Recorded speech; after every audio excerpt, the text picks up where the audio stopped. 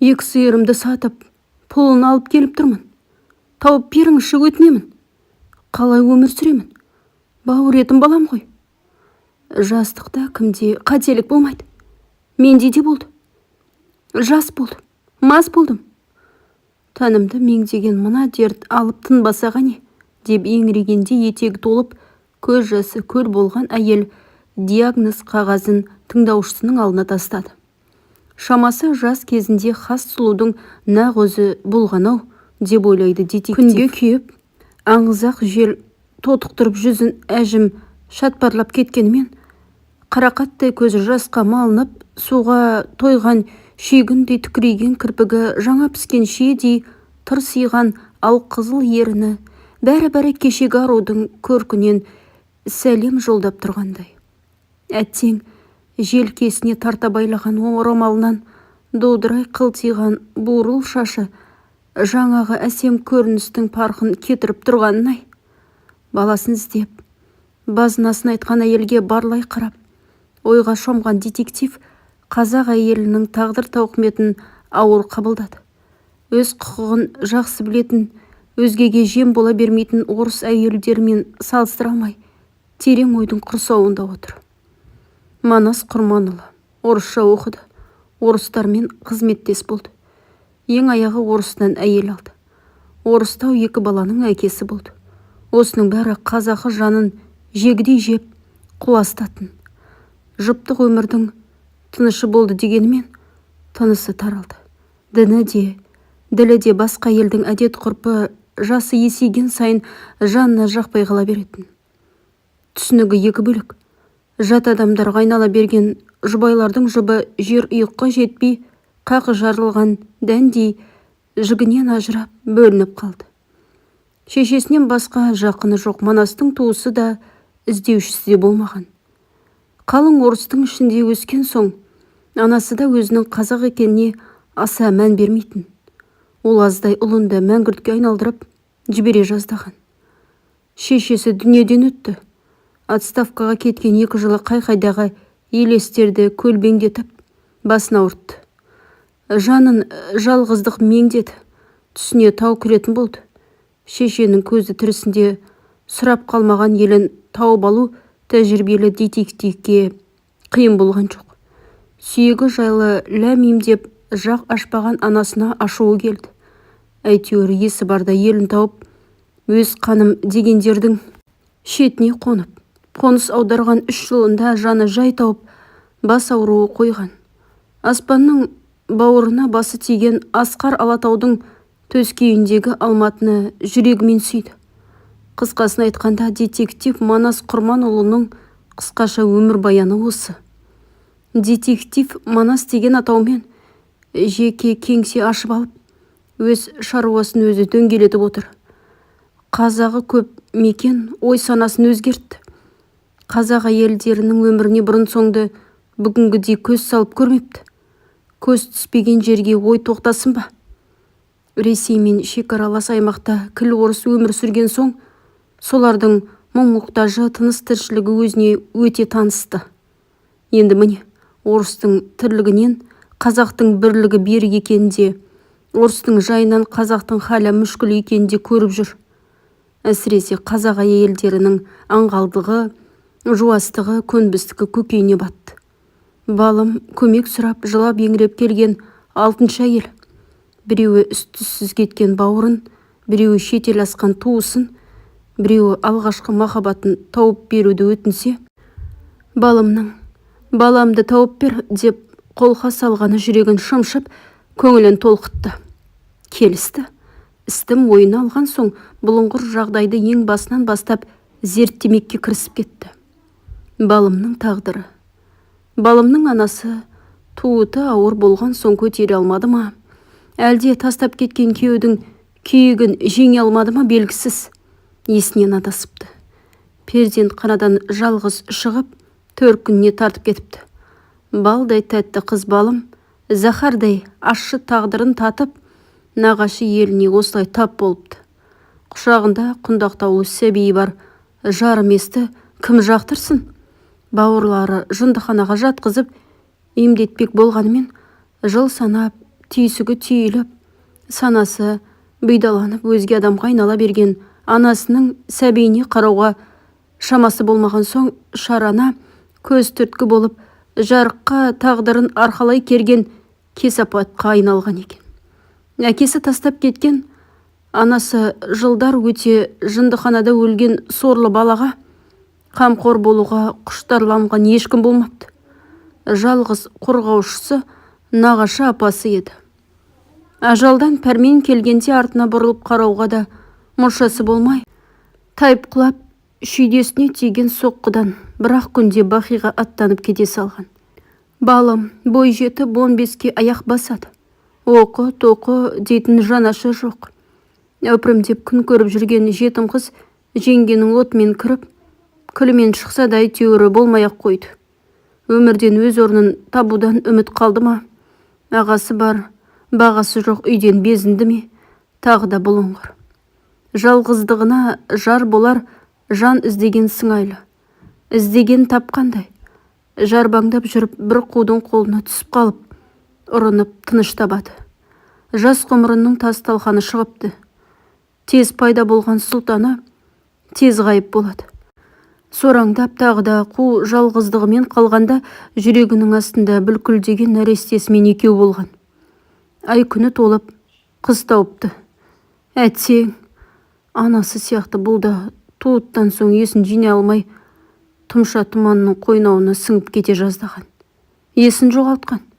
Туыстары психиатриялық диспансерге жатқызады. Шебер Құдай аяған екен. Шешесі мен әжесінің сұлбасы сереңдеп күнде келіп, серуендетіп жүреді, қайт деп кеудесінен итереді. 2 айдан соң жындыханадан есін жинайды. Баяғы жалғыздығымен қайта табысады. Айналасынан жанын жылытар жақын таппайды. Бәрі бөтен. Емшегі сыздап жатыр бұрап, ана болған несіне салған тұңғыш хабаршысы тәні сәбиін іздетті. Таппады. Тас кереңдердің ешбірі селт етпейді. Жұмған аузын ашпайды. Мылқаулар өз жақындар. Сәбиі ұшты күйлі жоқ. Қаны ортақ болғанымен жаны бөлек пенделердің сорлыны шатастырып, Құдай-ау, кімді айтасың? Қандай бала? Туған жоқсың әй, деп тайсақтағаннан шыбын жаны шырқырап, байғұс бала өліп қалды ғой, деген құйтырқылықтарынан берекесі әбден кетеді. Ақыры өзі де кетіп тынады.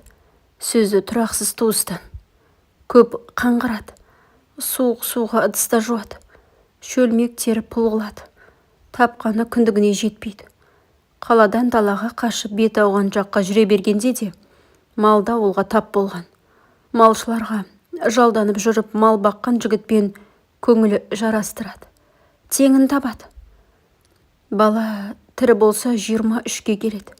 Бет қаратпай, білмеймізге басқан туыстары жалдамалы детективтен қайла қоймаса да әруақтар ауылына ертіп барып, мола аралатты. Қорымның қуысындағы болар болмас белгісіз төмпешікке сұқ саусағын бағыттап, балымның баласын жерлеген жер деп көрсетті. Сенсең де, сенбесең де осы дегенде кейіп танытты. Эксгумация жасаудың реті жоқ. Ол құқықты заңдастырып, құжатқа мөр басып берер кім бар? Оның үстіне сөздерінің ұшы құйрығымен ұштаспайтын қыздың туыстарының шикі сөзі. Бала тірі дегенді сездірді. Архив ақтарып, құжат төңкерді. Перзентхана қойнауынан осыдан 23 жыл бұрын балымның нәрестесімен шыққан тапты. Балым шекер деп ат қойған бала жетімдер үйіне өткізілмеген. Іс болжалсыз. Бәленің бәрі жаңағы төмпешіктің астында емес, безіреген туыстарының ішінде. Ілік іздеу детективтің кәсіби қадамы. Мәссіған, қуырдақтың көкесі де босын айт. Балымның туыстарының өмірі тұнық емес екен. Нағашы әпкесі Баян Сырым қызы істі болған. Істі болғанда сотталған. Бала сатқан үшін Қазақстан Республикасы қылмыстық істер кодексінің 135 бабының 1 тармағымен айыпталыпты. 10 жылға жазаға кесіліп, түрмеге тоғытылғанда есебін тауып шығып кетіпті. Демек, жазасын өтеген жоқ. Мұнда қармаққа түрме басшысы мен қылмыскердің өзі түссе 2 адам. Ақтап алған сот қазысы тағы бар. Тиімдісі Баянның өзі. Баянды сөйлету керек. Баянның баяны. Сырты зәулім болғанымен іші үңгірдей үңірейген қоңыр көлеңке үй өз иесінің ақшасы болмағанымен талғам жоқ екенін жасырмай жариялап тұр. Детективті шікірие қарсы алған Баян құйрығын ұстатпауға тырысып бақты. Балымды да баласын да білмеймін. Етегін ерте ашқан тәртіпсіздің кіммен бала тауып, кімге тастап, кімге еріп кеткенін қайдан білемін, деп аттанданды. Демек, аузына жұқпай сөйлеген Баянның сөзін бөлген жоқ. Назарында салмады. Керісінше жай барақат үйден шығып бара жатты. Баян жеңіске жеткендей өкшелей қуып келеді. Сөйлеп келеді. Бықсыған ауланың қақ ортасында қалқиған 2 қабатты үйдің асты үстін қосқанда, ұзын саны 30 бөлмеден кем емес. Әр терезеге ілінген перделер әр бөлме тұрғынның әртүрлі екенінен хабар береді. Ауладағы шашылған ойыншықтар мен керме сым темірге жайылған балалардың киімдерінен мұндағы жан баласының дені отбасылар екенін аңғарды. Манастың оң қапталынан қақсаған әйел дүние мүлкіне көзі түсіп, барлап тұрған еркектен секем алғандай тілін тістеп қойып, аңдысын аңдыды. 135 бап. Манас Құрманұлы әлі сол айналасына шарлап тұрған қалпы. Осы сөзді айтты да бей-жай тұра берді.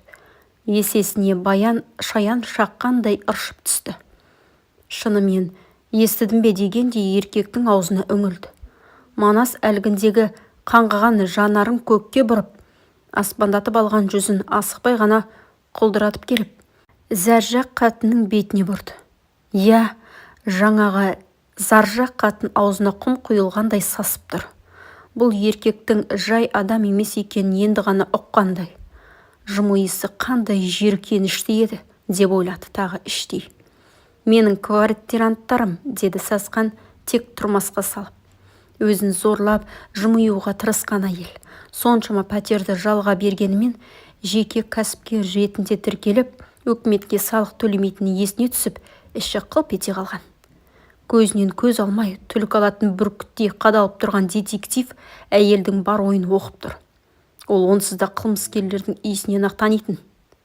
Сіз Қазақстан Республикасы қылмыстық істер кодексінің 135 бабымен айыпталғансыз.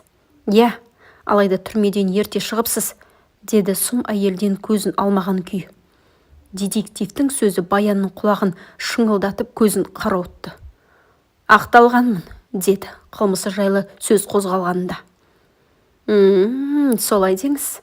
Оны істі қайта қарап айтармын. Сізбен сыбайлас болған дәрігер бостандыққа шыққан жоқ. Ендеше дәрігерді сөйлетіп көрейін, деді Манас жай барақат күйін бұзбай. Нені қазбалайын деп тұрсыз, деген Баян үрейге берілгенін аңғартып алды. Мен өз ісіммен айналысайын. Сонда білерсіз. Сау болыңыз, ертең келемін. Ойланыңыз. Баянның үйінен жай басып, жымия қоштасып кеткенімен детективтің көңілі жайланды. Бәдік әйел қанша шапшыса да түрме көрген. Ескі жараны тырнамаққа құлқы жоғы анық. Темір тордың арғы жағында қалып қойған дәрігердің ақшасы болмағанында түсінікті. Тіс қаққан сот орындаушыларын көпке созбай ақтап алғаны берісі адвокаттың, әрісі сот қазысының да түрме басшысының да кеңірдегінен қоңды дүниенің өтіп кеткенін сездіреді. Қозғап жіберсе міне бықсиын деп тұрған іс. Сәлеметсіз бе? Дәл кешегідей мысықша басып, жұмбақтап жымиып кіріп келген детективті көргенде-ақ жүрегі дір етті. Сіз тағы келдіңіз бе? Деді жақтырмай. Жуасып қалыпты. Келдім, келемін, келе беремін. Сізге не керек? Маған ба? Бірақ нәрсе керек. Қойыңызшы. Детектив әйелдің тамырын басып алғандай. Астарлап сөйлеп, ақылынан адастырған сайын әйдік қатын әйелдік образына еніп, жараспаса да сызыла қалды. Бірінші тактика оңды, деп ойлады Манас. Осы сәтті пайдаланып қалмаққа ниеттеніп, тамырын баса түсті. Алдымен майысып көріп, артынан әлгіндегі детективтің айнытпай айтқан сөзінің төркініндегі өз ісінің жайын тәппіштеп баяндай бастады. Мына көріп тұрған 2 қабатты үйдің бәрінде пәтер жалдап қаңғыған қазақ тұрады. Кім келіп, кім кетпеді. Жаста, кәрі де, еркек пен ұрғашы да паналады. Әйгерімде сондай бір клиентімнің бірі еді. 2 жыл тұрды. Кіммен әуейім болғанын қайдам. Жылап еңіреп, жата жабыса жалынып көмек сұрады. Құрыдым, туғаным мен баланы алмаймын. Әке шешем білмейді деп еңкілдеді ғой. Жасанды түсікке дәрігер келіспеді. Байғұс бала шөп желкесінің соңынан сөлпеңдеп, әне келемін, міне келемін, иланып күтіп жүріп, уақытын әбден созып алыпты.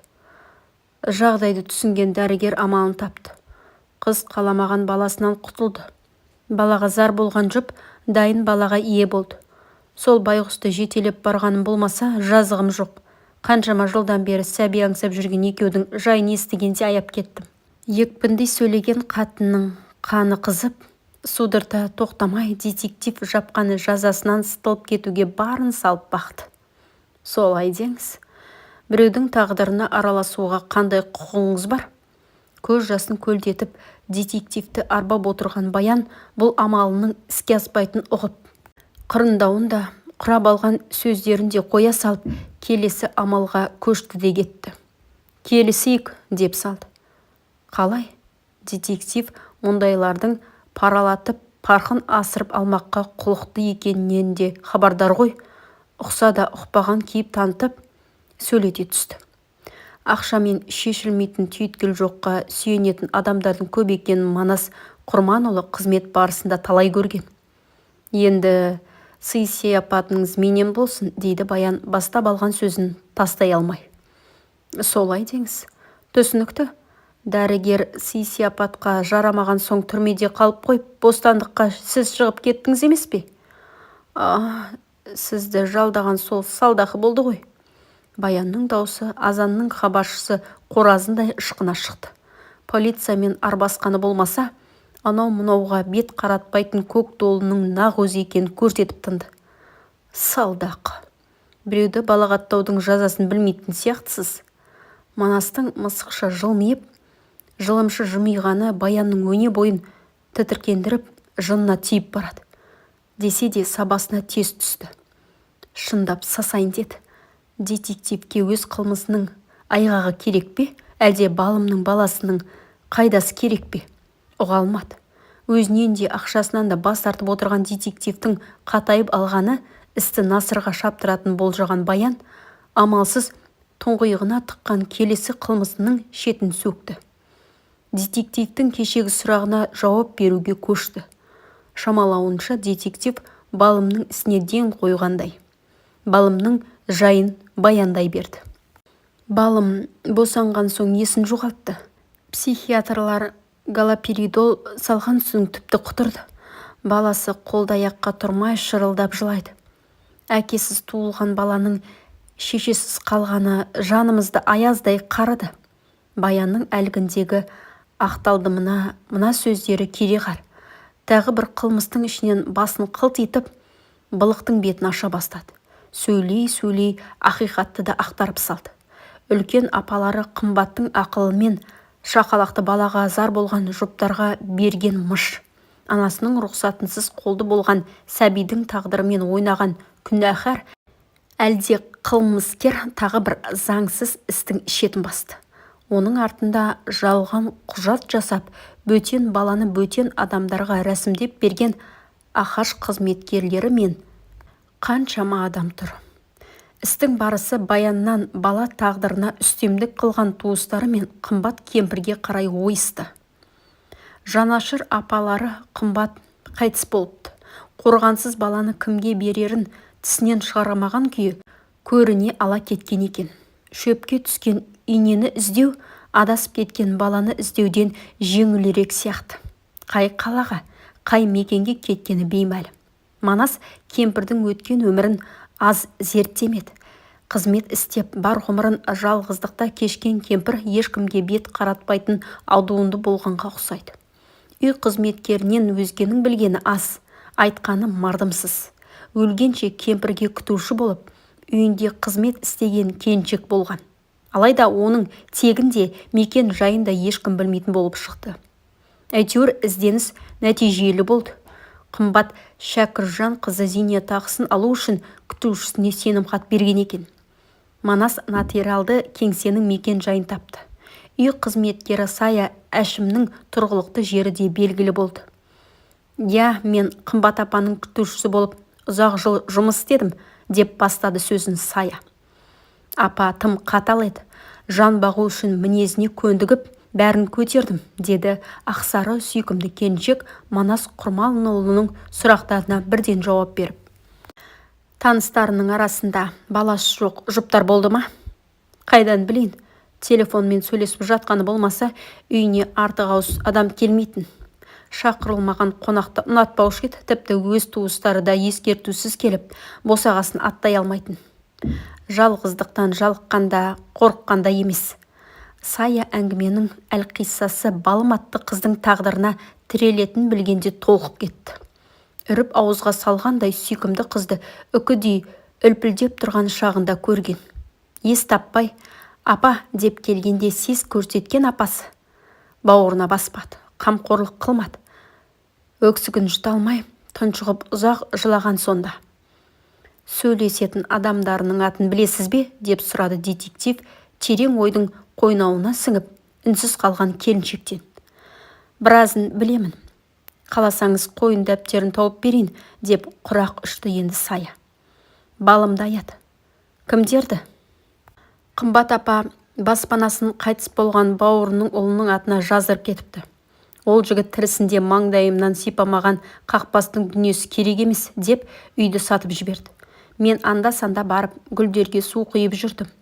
Қанша дегенмен талай жыл қасында жүрген соң біртүрлі жақын тартып қалыппын.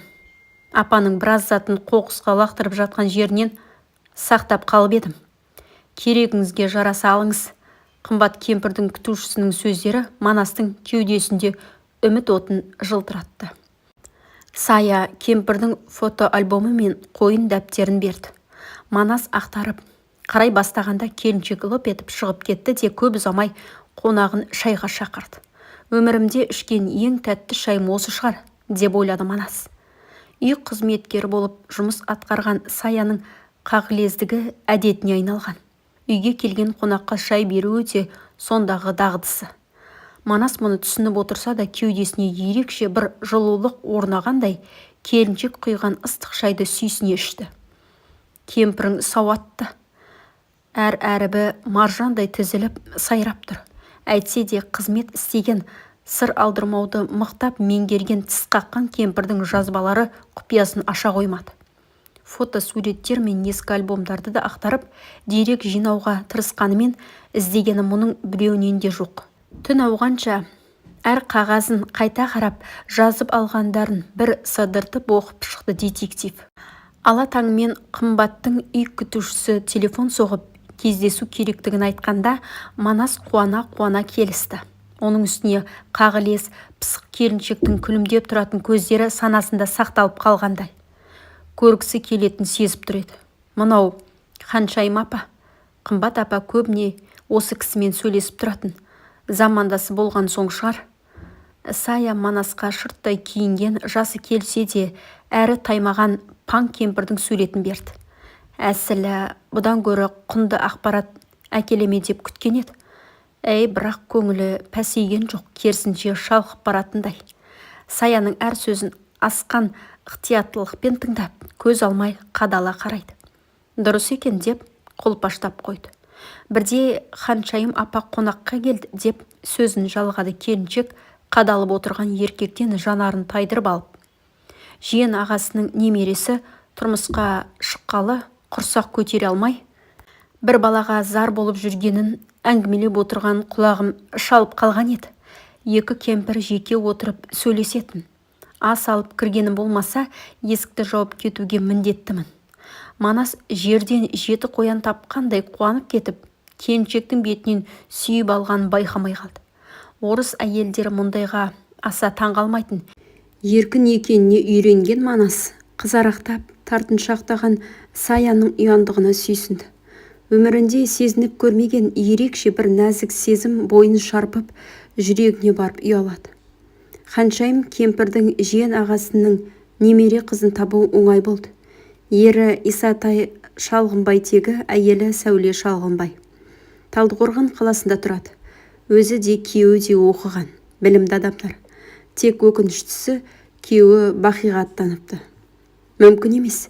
Шекер Қазақстан Республикасы қылмыстық істер кодексінің 99 бабымен ұсталып, адам өлтірді деген қылмыспен айыпталыпты. 10 жылға бас бостандығынан айырылған. Сотталып кетіпті. Темір тордағы өмірі 2 жылға аяқ басыпты. Манастың көз алдына зар елеп, баласын іздеп, бозінгендей боздаған балымның бейнесі келді. Жарты ғұмыры бейнетпен өткен әйелге мұны қалай айтпақ? Онсыз да бір аяқ көрде, бір аяқ жерде байғұс әйел сүйінші күтіп жүргенде мына жаңалықты естісе нендей күй кешеді. Кеше ғана қоңырау шалып, Манас Құрманұлы, жақсы жаңалығыңыз бар ма? Деп сұрағанда әзірше құпия сақтауды құп көріп, күтіңіз деді емес пе? Баласынан бір хабар алу үшін қаншама жер шалып, мардымсыз байланыс толқынын қуып, қырбасына шығып, телефон соғып, сарыла күтіп жүр ғой. Манастың шеке тамырлары тырсылдап, атылып кете жаздап тұр. Бас ауруы Алматыға тұрақтағалы қойып еді. Әп-сәтте миы солқылдап, көз алды тұманданып барады. Есіне келе тез жиналып Шекердің елін көрмекке Талдықорғанға аттанып кетті. Шекер емес-ау, бақыттың. Шамасы жаңа атанасы отбасыларына бақыт әкеледі деп ырымдап, солай ат қойса керек. Талдықорғаннан жібек желі желпіп, жаймашуақ күні құшақ жая қарсы алды. Па шіркін, айнала жасыл желек, Жетісудың көркі, жер шарының жер ұйығы дерсің. Өтенай ауданындағы көшелер сызғышпен сызылғандай түп-түзу. Алдымен Сәулеге жолығып, мән жайды білмек болып, осы қалаға келген Манас іздеген үйін тез тапты. Есікті ашқан елуді еңсерген әйел бөтен еркекті жақтыра қоймады. Сәуле Шалғынбайсыз ба? Да, сізбен сөйлесейін деп едім. Не жайында? Шекер. Жоқ, бақыт туралы. Қысқа ғана диалогтан Шекерді баққан ананың тым салқын қанды екен аңғарып үлгерді детектив. Сәуле есікті құлықсыз ашып жол берді. Қызыңыздың істі болғанын білемін. Түрмеде жатқанына 2 жыл болыпты, деді Манас үнсіз тұрған әйелге сөйлей үй үшін барлай. Я, ел жұртқа масқара болдық, деді Сәуле күрсініп алып. Почему так?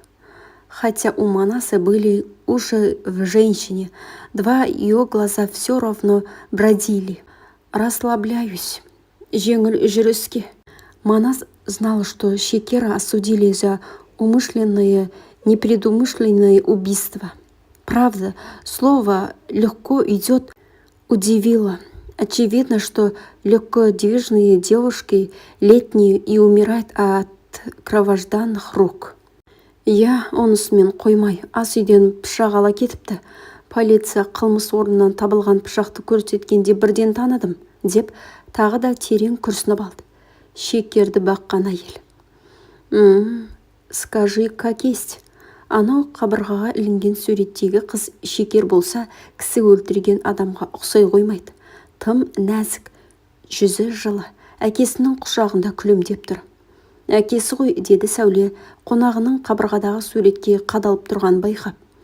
Где папа? Манас смотрит на лицо женщины. Известно, что умер Исатай Шалғынбайұлы. Есть 2 причины, по которым они не знают. Прежде всего, ищите. Біріншіден, іздеп жүрген Шекерінің қылмысты деген ісінде бір шикілік бардай. Екіншіден, қыздың анасымен түскен суреттерін еш жерден көзі шалмады. Қасында тұрған әйелдің салқындығы да күмәнді сияқты. Зерттей түсетін іс екені анық. Күйеуім қайтыс болған. Сәуле осы сәт босап жылап алды. Тез басылуға тырысып, қызара қалған мұрнын қысып біраз отырды да сөзін қайта жалғады. Исатай қызын қатты жақсы көрді, еркелетіп өсірді. Бақыт менен гөрі әкесіне жақын болды. Күйеуім өліп қалсам, мойныма қарыз болмасын деді ме? Кім ұқсын, бір күні Бақытқа бағып алғанымызды айтып, шындықты жайып салды. Қызымыз қатты жылады. Өзіне өзі келе алмады. Бұйығым мінез тапты. Бақыт қамауға алынбағанда бір айдан соң шетелге ұшуымыз керек еді. Исатай отаға жатуға тиіс болған. Отаның төлемақысын таба алмай, онсыз да көп уақыт күтіп жүрдік. Бірақ тағы да босап кетті. Бірақ қызы істі болған соң отадан үзілді кесілді бас тартты. Дерді де тез асқынып, деген әйел көз жасын саусағының ұшымен сүртіп тастап, теңселе басып барады. Бақытты кінәлайды, кешіре алмайды. Манас Шекерді туған анасының іздеп жатқан айтпауды жөн көрді. Өзі алып келген шындықты кейінге қалдырып, мұндағы шындыққа көз жеткізгісі келді. Шекердің кесірінен баққан әкесі өлген екен мыш. Қызының тағдырын естісе, тапқан анасы да өліп қалмай ма? Онсыз да жалғанға жылап келіп, бейкүнә періште күнінен адамдардың ойыншығына айналып, анасынан адасқан қыздың мойнына екі бірдей адамның тағдырын арқалатып жіберу әділетсіздік қой, деп күбірледі Манас Құрманұлы. Шекердің фотоальбомын алып қайта оралған Сәуле, еркектің қызының балалық шағын, бой жетіп, бой түзеген сәттерін мұқият қарап, суреттерге үңіліп отырғанына таң қалды. Бақыт қылмысы үшін қамалып, СИЗОда жатқанда да ешбір полиция қызметкері келіп альбомын ақтармаған еді. Қызық деп ойлады. Қызыңыздың жақын құрбылары бар ма еді? Деді Манас. Қонағының қандай мақсатпен келіп отырған түсіне алмаған Сәуле таңырқай қарап алып. Я, бар, міне Гүлбаршын. Екеуі оқуға бірге түсті. Жұптары жазылмай бірге жүретін. Әтсең Бақыт оқуын аяқтай алмай. Әйел тағы да кемсеңдей берді. Солай деңіз. Манас қанша ойланса да Шекердің қылмысының мәнін түсіне алмады. Санасындағы пазлдар жиналмай, ойы сан-саққа шашырай берді. Сәуленің айтқан әрбір сөзін ой елегінен өткізіп отыр.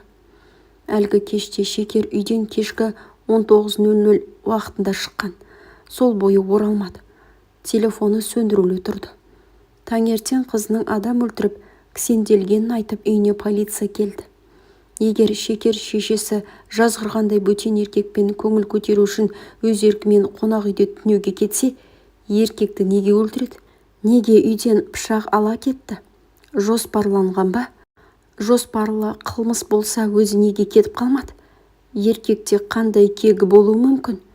Шекердің шешесі Гүлбаршын екеуінің жұптары жазылмай жүреді демеп педі. Сол күні Гүлбаршын қайда болды? Бұл жерде оқиғадан тыс артық кейіпкер бар емес пе? Бұлыңғыр кейіпкер. Кім?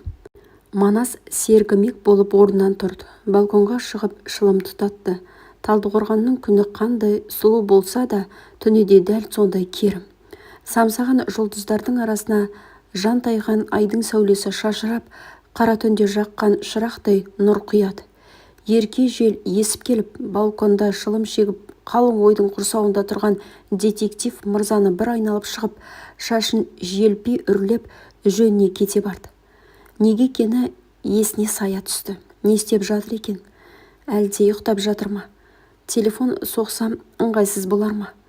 Жанып бітуге таянған темекісінің тұқылын күл салғышқа сала салды. Аздан соң келесін алып тұтатпақ болған. Ойын телефон қоңырауы бұзды. Алло, Манас Құрманұлы, ұйықтап қалған жоқсыз ба? Бұл Нұржан. Манастың кеңсесінде жұмыс жасайды. Мықты іс кесуші ғана емес, нағыз IT маман. Хакер кез келген пароль құлпысын шағып, оп-оңай кіріп кете алады. Жоқ, айта бер, деді Манас күндіз өзі тапсырған жұмыстың жайын білмекке асығып. Гүлбаршын Ернат қызы 1986 жылы Талдықорған облысы Сарыөзек ауылында туылған. Мектептен соң медколледж бітірген. 2007 жылы Талдықорғандағы Ілияс Жансүгіров атындағы университетке түскен. Шекер Исатай қызымен бір факультетте оқып жүрген екен. 2010 жылы оқуын тастап кетіпті. Қазір Сарыөзек округтік әскери бөлімшесінде медбике болып жұмыс істейді. 2009 жылы желіге Шекер Исатай қызымен түскен суретін жүктеп, кейін алып тастаған. Суретте олардан өзге тағы 2 адам бар. Бірі ер кісі, бірі әйел адам. Мен сіздің почтаңызға жолдап қойдым. Нұржан жинаған ақпаратын тоқтамай айтып шықты. Айтуынша суреттегі орта жастағы әйел адамның аты Райхан Жанболатқызы. 1969 жылы Алматы облысы Есік қаласында дүниеге келген. Жігіт Текелі қаласының тумасы. Төртеуі кафеде отыр. Сурет қаңтар айында түсірілген. Шекер ақпан айында ұсталды. Демек, Шекердің қылмысынан бір ай ғана бұрын. Мына отырғандардың барлығы да Шекердің қылмысты өмірінде болғандар. Демек, Манас Құрманұлы таңмен жолға шықты. Гүлбаршынның баршын жүзін көріп, баршынын тыңдап көрейік деп Сарыөзек ауылына тартып кетті. Детективпен жүздесу Гүлбаршынды шошытқан сыңайлы. Шекер жайлы қойылған сұрақтарға жауап беруге құлықсыз болса да, жалтарып кете алмады. Шекердің қолына кісен салынған күні қалада болмағанын, ауылына кеткенін айтты. Өзін еркін ұстауға тырысып, асықпай жауап беріп отырғанымен беймаза күйін жасыра алмады. Райханды танисыз ба деген сұрақ қойған детективтен жүзін бұрып кетті. Мұндай адамды бұрын соңды естімегендей көзін ұзаққа салып біраз отырды. Жоқ, ондай адамды танымаймын, деді сонан соң сенімді түрде. Солай теңіз. Детективтің папкасының сыдырмасын асықпай ашып, папкаге сүңгіткен қолын суырып алмай, шұқыланып отырғаны Гүлбаршынның сабырын жеңіп барады. Қарсыласының әр қимылын бағып отырған детектив тықыршып отырған Гүлбаршынның алдына әлгіндегі суретті тастай салды. Қыз тілін жұтып қойғандай. Меңірейген күйі денесінен жаны ұшып кеткендей қимылсыз отыр. Шекесін тер басып, қан қашқан жүзі бозарып барады. Желіні тазалап тастаған. Бұл суретті де өшірген жоқ па еді? Қалайша? Қайдан тауып алды? Ішкі ойы кеудесінде әрлі-берлі соқтығып, жүрегін қысып барады. Я, Райхан апайды танимын. Көшеде таныстық. Көлігі бұзылып жолда қалыпты. Сабақтан келе жатыр едім. Жақын маңда тамақ ішетін жер бар ма? Деп сұрады бір әйел. Орталықта Рита кафесі барын айттым. Ертіп баруымды, бірге тамақтануымды өтінді. Талдықорғанда ешкімді танымаймын. Көлігім жөндеуден шыққанша тамақтана тұрайық деген соң келістім. Қарнымды ашып келе жатыр едім. Бірге тамақтандық. Студент екенсің, керегіңе жарат деп 20 000 теңге ақша берді. Қарсыласқаныма қарамай, қалтама салып қойды. Телефон соғып әлдекіммен сөйлесті де, көлігім жасалыпты деген соң орнымыздан тұрдық. Райхан апай Талдықорғанға жиі келіп тұратын. Шекер екеумізді кафеге шақырып қонақ қылушы еді деп судырда жөнелген Гүлбаршынның тамағы кеуіп, өңеші құрғап берекесі кетті. Осы сәт осы бір құпия күйіктен өзі де құтылғысы келгендей, Шекердің қылмысына еш қатысы жоқ екенін айтып, безілдеген қызды дәл осы жерде жөніне қоя беруді жөн көрді. Гүлбаршынның кінәсіз емесі анық. Алайда күнәһарлар тізімі мұнымен түгенделмейтіні де түсінікті. Детектив Райханның жөнін білмекке Алматыға бет алды. Тас жол айнадай жалтырайды. Жаңа салынған жолдың беті теп-тегіс. Бір қалыпты жүйткіген көлікте жалғыз келеді. Ойы түйсігінің түкпір-түкпірін ақтарып, санасын иемденіп алған. Санадағы сансыз сұрақтың әрбіріне бір аялдап қажыды.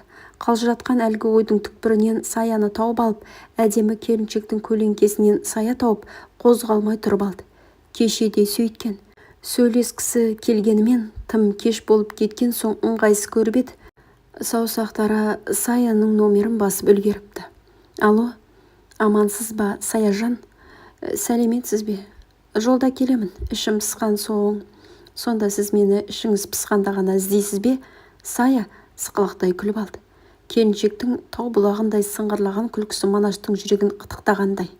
Сорлы жүрек дір-дір ете қалғаны. Жоға. Манас келіншектің қуақы сөзінен сасып қалса да, даусын ұнатып ақ тұр. Жолдан шаршап келе жатқан шығарсыз, үйге келіңіз, палау жасап қояйын, деді келіншек еркекті састырған түсініп. Саяның ұсынысы қоңырау шалғанымен сөзін жалғай алмай отырған Манасты серпілтіп тастады. Келісті, жол жөнекей торталды. Саяның тіл үйірер дәмді палауын қарбыта жеп, күрең шайын рахаттана ішкен Манастың самайы жепсіп, бірін-бірі қуалаған тер тамшылары төмен қарай жарыса зулап барады. Шекерді баққан шешесімен сөйлестіңіз бе? Деді ұрты бұлтыңдай ұмсына тамақтанып отырған еркекті үнсіз бақылап жымия Саясы. Иә, таптым. Әкесі өлер алдында шындықтың бетін ашып, бағып алғанын айтып кетіпті. Бала стресске түскен. Шекердің қылмысына қатысты адамдар бар. Райхан деген әйелді табуым керек. Райхан? Сая Райханның есімін естігенде, бәлкім мен білетін Райхан емес пе дегендей елең ете қалды. Иә, қыздың өміріне оқыс пайда болған сол әйелде құпия бар. Суретін көрсетесіз бе, деді келіншек үңіле. Саяның таңданысы Манасты селт еткізді. Міне мынау, деді ноутбугын ашып. Мен бұл әйелді танимын. Біраз араласқанбыз, үйіме келіп қонып кеткен. Сая суретке үңіліп соза сөйледі. Қонып? Іздеген адамының иегінің астынан шығарған күтпеген Манас Саяға таңырқай қарады. Қонғанда шаршадым, вино ішейік, ішіп жер әкеле жатырмын деген соң, келіншектің жүзі әп-сәтте өзгеріп, жаңағы керім келбеттің орнын лезде үрей басып алыпты. Сосын Манас онсыз да сасып отырған келіншекке жабырша сұрақ жаудырды. Қалай таныстың? Қайда таныстың? Жұмыстан келе жатыр едім. Бір келіншектің жол жиегінде теңселіп тұрғанын көріп, таяу бардым. Жақын маңда дәріхана бар ма? Басым айналып тұр, деді. Жаным ашып, дәріханаға ертіп бардым. Ішке кіріп, қан қысымын өлшетіп шықты. Дәрі алды. Қандай дәрі алды? Білмеймін. Ойлан. Манас келіншекті тығырыққа тіреп, жанын қуырып бара жатқан түсінсе де, дауыс ырғағын бәсеңдете алмады. Дәрілер тізілген әйнек сөренің бергі жағында қалғанмын. Қиын сәтте қол ұшын созғаныма риза болып алғыс айтты. Телефон номерімізбен алмастық. Келесі күні рахметім деп оңдырмай сый-сияпат алып келді. Қоңырау шалып 1 минутқа шыға аласың ба деп сыртқа шақырды. Солай араласып кеттік. Райхан сол кездері күйеуімен келіспей жүр екен. Тым қызғаншақ көрінеді онысы. Туыстарының үйінде тұрып жатқанын айтты. Солай де, түсінікті, деді Манас терезенің алдында теріс қарап тұрып.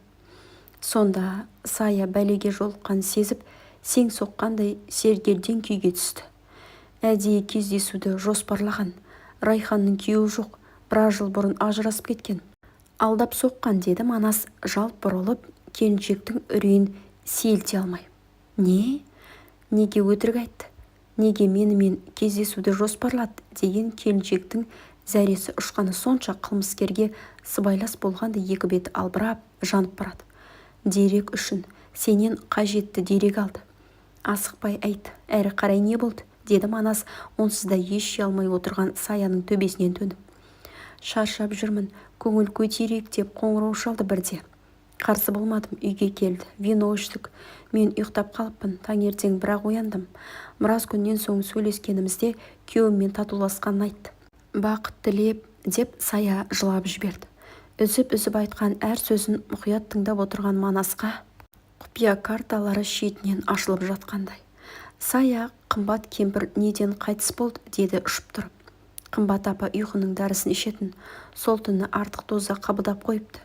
Жүрегі көтере алмай тоқтап қалыпты, деді де кілт тоқтап есіне бірдеңе түскендей, көзі шарасынан шығып кетердей Манасқа қарады. Сая анық сұмдықты нақ сезгендей денесін діріл билеп барады.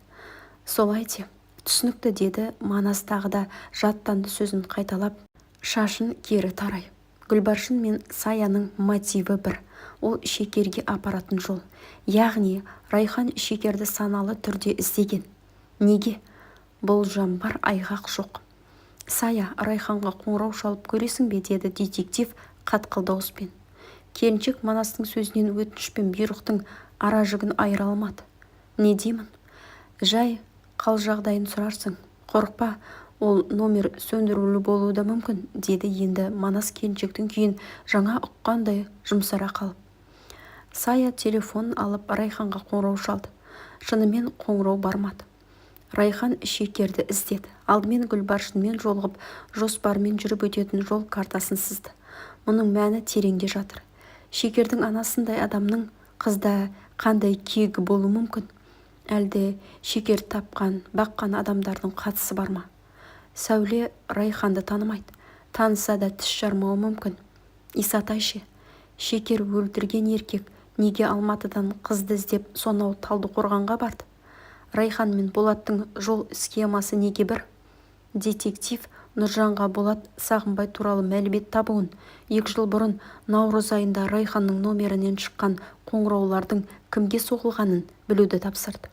Манастың тапсырмасымен жедел жолға шыққан Нұржан Талдықорғанға тура тартты. Аталмыш қаладағы қонақ үйге барды. Қонақ үй клиенттері тіркелген құжаттарды зерттеді. Қылмыс болған күні қонақ үйінде болған адамдардың тізімін алды. Болат Сағынбайдың атына 8 номер тіркелген. 9 номер Райхан Жанболат қызының атына рәсімделген. 2010 жылы Райхан пайдаланған номер қазір жұмыс істемейді. Сол жылы наурыз айында Райхан Болатқа бірнеше рет қоңырау шалған. Шекер қылмыс жасаған наурыздың 13 күні Болат пен Райханның телефондарынан бір-біріне кереғар қоңыраулар соғылған. Соңғы қоңырау 2010 жылы 13 наурызда кешкі сағат 18:45-те Райханнан соғылды. Бұл Райхан тұтынған номерден соғылған соңғы қоңырау. Сағат 19:00 Болат пен Шекердің кездесуі. Райхан жалтармады, қарсыласпады. Детективті күтіп жүргендей күлімдей қарсы алып қойған сұрақтарына емін-еркін жауап беріп көсіле сөйледі. Өзіне көңілі толатындай. Асқақ арманына қол жеткізген пендедей әр сөзі нық. Полиция арнайы тергеу изоляторына алып жүргенде де жүзінде өкініштің белгісі болған жоқ. Жымиған күйі еріп жүре берді. Тергеу изоляторында жатқан Райхан Жанболат қызы тергеушілердің әрбір сұрағына нақ жауап беріп, қылмысын тез мойындады. Шекерге қатысты бұлыңғыр істің басты кейіпкері өз екенін жасырмады. Қылмысының тамырын тереңнен суырды. 18 жасымда ғашық болдым. Оқу іздеп Алматыға келгенмін. Кездейсоқ Болатпен таныстым. Көше бойлап келе жатқанымда соңымнан қуып жеткен жігіт таныспаққа ниет білдірді. Сықия киінген, өткір мінезді жігіттің тілі майда. Тез-ақ баурап алды. Оның үстіне сауда жасайтын жігіттің ақшасы көп. Жарты құрсақ студентпін ғой. Қыдыртады, ішкізіп, жегізеді, күннен күнге ұната түстім. Мен ыңғайына көне бердім. Ол дегеніне қол жеткізді. Жүкті болғанымды естігенде сүйіктім қуана қоймады. Керісінше келуі сиреді. Біртіндеп ат ізін салмайтын болды. Сорлы басым қаланы тінтіп, Болатымды шамалып іздедім. 3 айдың ішінде жүдеп, құр сүлдерім қалды. Болат баратын жерді торып, қаңғып жүремін. Бірде Болаттың өзге қызбен кафеде отырғанын көріп, қастарына жетіп бардым. Қыз сондай сұлу екен, күйіп барам. Болат мені тани алмай рөлін шебер ойнады. Жұлқылай далаға сүйреледі. Аулақ жүр, 2 қабат болсаң алдырып таста. Қойныма кірген өзіңсің, менің түк те күнәм жоқ деп итше қуды. Болаттың қызын іздедім, тауып алып таныстым. Аты Балым, небәрі 16 жаста екен. Әкесі жоқ, анасы жындықханада қайтыс болыпты. Туыстары тым қатыгез. Араласа бастадық. Туыстарынан кетіп қалып, барар жер басар тауып қалмаған қызды бөлмеме қондыртатынмын.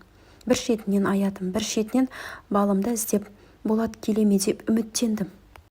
Қанша жылап жалынсам да Балым Болаттан бас тартпады. Болаты сыртта тосып тұрады. Балымы еріп кете береді. Екеуі түн тауысып, таң асырып келеді. Азабымды өзім ғана білемін. Күндердің бір күнінде Балымның да аяғы ауырлап, жүкті болып тыныш тапты. Үмітім үзілді. Құрсақтағымды түсірмек болып, бір уыс дәрі ішіп алғанымда есімді ауруханада жидым. Жатырыма жабысқан шаранам аман қалыпты. Уақыты өтіп кетіпті деп дәрігерлер түсік жасаудан бас тартты. Амалым қалмады. Өмір сүргім келмеді. Оңбай алданып, өксіген өмірім қымбат та қызық та емес. Өлмекке бел будым. Тағы да 4-ші қабаттан секіріп кеттім. Бел омыртқам, қабырғам, аяқ қолым сынды. Жарты жыл аурухана төсегіне таңылып, қимылсыз жаттым. Қарнымды кесіп баланы алған дәрігерлер енді туа алмайсың дегенде Болатқа кектендім. Тірі қалсам, қалайда кегімді аламын. Мен ішкен уды сағанда, Балымға да ішкіземін деп өзіме серт еттім. Кейіннен Болаттың Балымды да тастап, өзге қыздармен көңіл көтеріп жүргенін естідім. Қанша ғұмыр кешсем де көкірегіме батқан кектен құтыла алмадым. Ұзын құлақтан Балымның қыз босанғанын білдім. Баламды таппай қалдым. Туыстарым көзін құртты деп жылапты байғұс құс бір танысыма. Өмір деген бәрін ұмыттырады екен ғой. Біраз жылдан соң тағы да ғашық болдым. Тағы сүйдім. Күйеуге шықтым. Жолдасым 10 жыл күтті. Арамызда бала болмады. Маған ұрпақ керек дейтінді шығарған күйеуім сырттан тапты бақытын. Бір қызбен көңіл қосып ұлды болыпты. Үшінші адам артық. Мен артықпын. Кетуім керек. Қатты қиналдым. 4 жыл өң мен түстің ортасында өмір сүрдім. Жас күнімде Болатпен жолықтырған тағдырыма лағнет айтып, Болатқа алданғаным үшін өзімді кеше алмадым. Ескі кек қайта оянды. Жанын өлердей жаралап, ол да өзін кеше алмастай кек алғым келді. Болатты желіден таптым. Түк болмағандай кездесуге оңай келісті. Балам қайда деп сұрағанда жоқ, өзгермепті. Сол баяғыдай есіл-дерті қысқырған жүргіш. Иттей жек көріп жеркенсем де ара-тұра кездесіп тұруыма тура келді. Балым желіге тіркелмепті. Баяғыда өзінің аузынан естіген Баян апасын іздедім. Балым жайлы ақпарат жинадым. Баян қаланың шетінде пәтер жалға береді екен. Бір бөлме жалдап 3-4 ай тұрдым. Балымды танитынымды айтқанымда апайы ерні жұқпай сіңлісін жамандай жөнелді. Суыртпақтап жүріп, балымның қыз босанғанын, оны қымбат атты апаларының баласыз адамдарға беріп жіберген біліп алдым. Кімге бергені белгісіз. Өкініштісі бұл құпияны сол кемпір ғана біледі. Ебін тауып, қымбат кемпірдің мекен жайында айтқыздым Баянға. Кемпірдің қызметшісі барын білемін, аңдыдым. Сая аңқау сенгіш болып шықты. Сеніміне кіру қиын болмады. Өтірігіме де сене берді. Үйіне қонуға барып, виноға ұйқының дәрісін араластырып ішкіздім. Сая сезіктенген жоқ, ұйықтап қалды. Қымбат кемпірдің үйінің кілтінің көшірмесін жасатып келгенін де сезбеді. Қымбат онсыз да қол-аяғы қалтырап өлейін деп отырған кәрі кемпір екен. Жарым түнде барғанымда алаңсыз ұйықтап жатқан. Қатты шошыды. Балымның қызын қайда, кімге бергенін айтқыздым. Кемпірің нағыз бәленің өзі. Қорқып отырса да сыр алдырмайды. Бас аяғымды тінтіп, жаттап отыр. Қалай емес, көзін құрту керек. Ішіп жүрген дәрісінен оңдырмай ішкізіп жібердім. Сонша дәріні көтере алмайтыны көрініп тұр. Саядан кемпірдің өлгенін естіп қуандым. Кегімнен құралған жоспарым барған сайын асқынып тереңге тартып барады. Тоқтай алар емеспін. Балымның қызы бақытты көргенде төбемнен жай түскендей болды. Құдды балымның дәл өзін көргендеймін. Болатқа ұқсайтын қыр мұрыны ернінің үстіндегі қалада есімнен тандырды. Осы қыздың әке-шешесінің кесірінен жылап, азаптанған күндеріме қайта оралғандай жүрегімді қан жауып кетті. Алдымен Гүлбаршынмен таныстым. Сыр тартып, суыртпақтап жүріп Бақыттың жайын білдім. Білгенім Бақытты баққан әкесі шындықты айтып, сорлы қыз жылап жүр екен. Байғұс қыз адам баласынан мейірім күтіп, қолдауға мұқтаж болып жүрген кезіне тап болдым. Айтуынша анасы мейірімсіз, суық жан көрінеді. Өмірімде құшақтап, мейірім танытқан жоқ деп өксеген қызға ақыл айтып, басынан сипап жұбаттым. Жан жылулығын аңсаған бала тез-ақ бауыр басып шыға келді. Гүлбаршын екеуін қонақ етіп көңілдерін көтердім. Бақыт әкесін қатты жақсы көретін. Әкесінің дәрісіне ақша сұрағаны оң жамбасымнан келе кетті. Аянып қалмадым. Іздеген адамының әлсіз тұсы мәлім болды. Бақытқа ақша керек, көп ақша. Әкесінің қылға ілінген жанын сақтап қалу үшін, өлімнен арашалап, аман алып қалу үшін бәріне де дайын. Қалағаным осы емес пе? Сені үлбіреген қызбен таныстырамын. Оған ақша керек, бетіңді қайтармайды деп Болатты еліктіріп қойғанмын. Енді сол жоспарымның орындалуына барымды салып жатырмын. Екіленіп, аузының суы құрған кәрі айғырым қызды шырмай түсу үшін сұраған ақшасынан аянбады. Ол ақша берді. Мен судай шаштым. Бақыт ештеңеден күмәнданбады. Бақытқа ақша керек, маған Болат керек. Болатқа бақыт керек. Іске кірістім. Жас ғұмырымның тас-талқанын шығарып, өмірімді өксітіп кеткен жүргіш Болатты туған қызымен төсектес етіп, кек алуды көздедім. Болатты өлтірген пышақты Бақыттың үйінен Гүлбаршынға ұрлаттым. Кәрі шешесінен басқа ешкімі жоқ. Тапшылықтан тарығып, қысылып жүрген соң Гүлбаршынның басқа амалы да болмады. Оның үстіне қарызға белшесінен батып, құтыла алмай жүргені бар.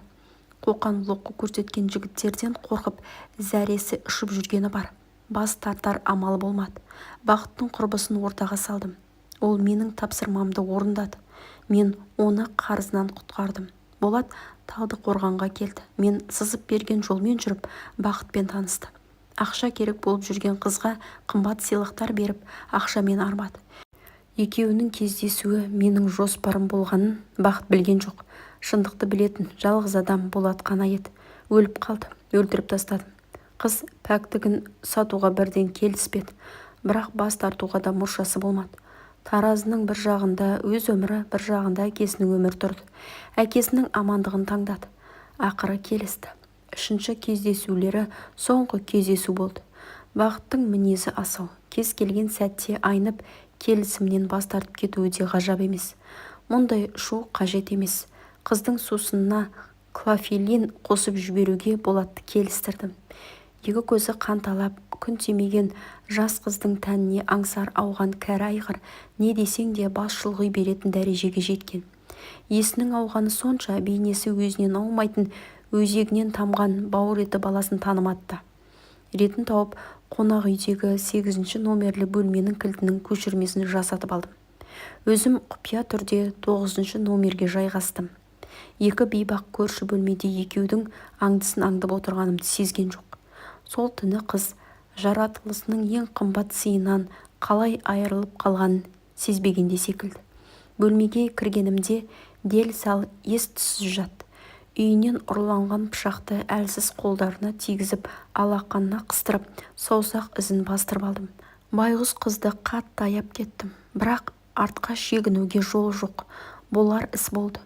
Жас қызды абыройынан айырып, тояттап жатқан хайуан сілесі қатып ұйықтап жатты.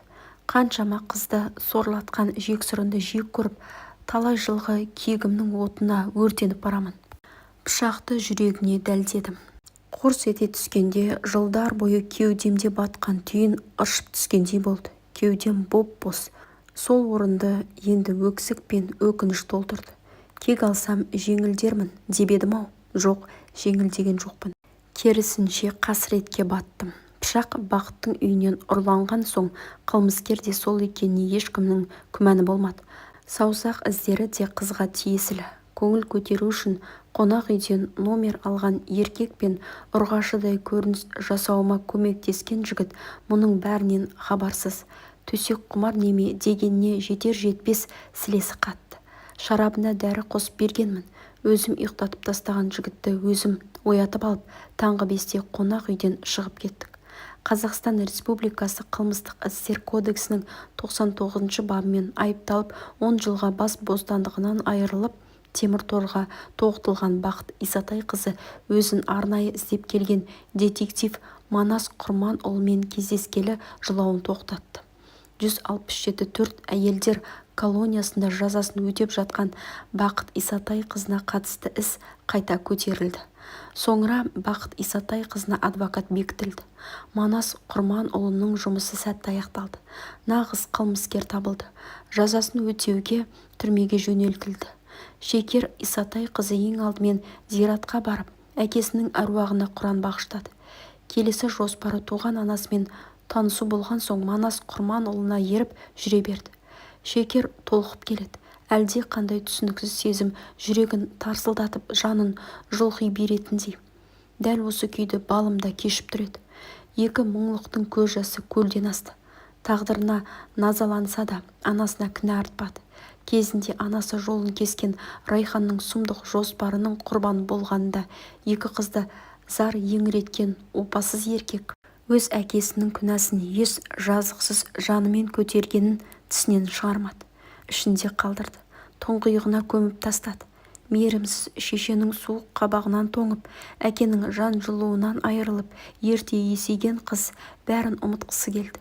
Баққан ана мен тапқан анаңның ұқсамайтын ұққан еді. Өкінішті. Шекер ана мейірімінің қандай болатын енді ғана сезіндім дегенде анасы балым дүниеден өтті. Адасқан ана мен баланың шері тарқап, мауқы басылып та үлгерген жоқ. Тек әйтеуір табысты демесең. Әділетсіз әлемде тағы да жалғыз қалған қыздың есімі Шекер. Тағдыры Захар. Енді оның Манас пен Саядан басқа ешкімі жоқ. Соңы. Әңгіме авторы Самал Зікірия қызы Шаймерденова. Соңына дейін тыңдағандарыңызға алғысым шексіз. Егер де арнамда осындай қызықты әңгімелер мен оқиғаларды тыңдағыларыңыз келсе, онда арнама осы әңгімеге лайк басып, пікір қалдырып, арнама міндетті түрде тіркеліп, мені қолдап кетсеңіздер.